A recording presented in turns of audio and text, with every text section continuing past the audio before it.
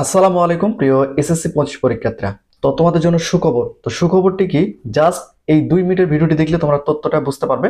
তো বিষয়টা হচ্ছে যে এসএসসি 25 পরীক্ষার রেজাল্ট দেখার জন্য যে ওয়েবসাইটগুলো রয়েছে, একই সঙ্গে এসএমএস এর সাহায্যে যেহেতু তোমরা এসএসসি 25 পরীক্ষার রেজাল্টটা দেখবে, সেক্ষেত্রে ওয়েবসাইটে কিন্তু তোমাদের এসএসসি 25 পরীক্ষার রেজাল্টটা ইনপুট করা কমপ্লিট।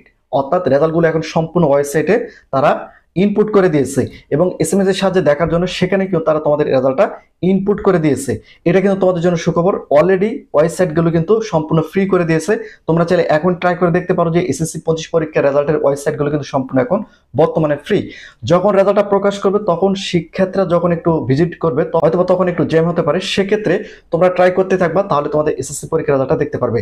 আর বিশেষ করে আরেকটি বিষয় তোমাদের বলে রাখি, তোমাদের মধ্যে অনেক শিক্ষার্থী হয়তো কোনো না কোনো সাবজেক্ট খারাপ হয়েছে যেটা নিয়ে তোমরা টেনশনের মধ্যে রয়েছো। এখন দেখা যাচ্ছে যে কোনো একটা সাবজেক্ট যদি তোমাদের ফেল আসে, সেক্ষেত্রে তোমরা চাইলে সেটা কিন্তু বোর্ডে আবেদন করতে পারবে। এই জন্য তোমরা চাইলে আমাদের সাথে যোগাযোগ করতে পারো, স্ক্রিনে দেওয়া নম্বরে যোগাযোগ করতে পারো।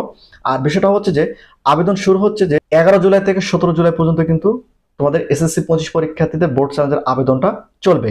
তো ভিডিওটি তৈরি করার উদ্দেশ্য হচ্ছে যে তোমাদের রেজাল্টটা অলরেডি অনলাইনে ইনপুট করা হয়েছে এবং তোমাদের মধ্যে কোনো শিক্ষার্থী যদি একটা দুটো সাবজেক্ট ফেল যায়, মনে হয় যে ওই সাবজেক্টগুলো ফেল হওয়ার কথা ছিল না, চাইলে তোমরা আমাদের সঙ্গে যোগাযোগ করতে পারো।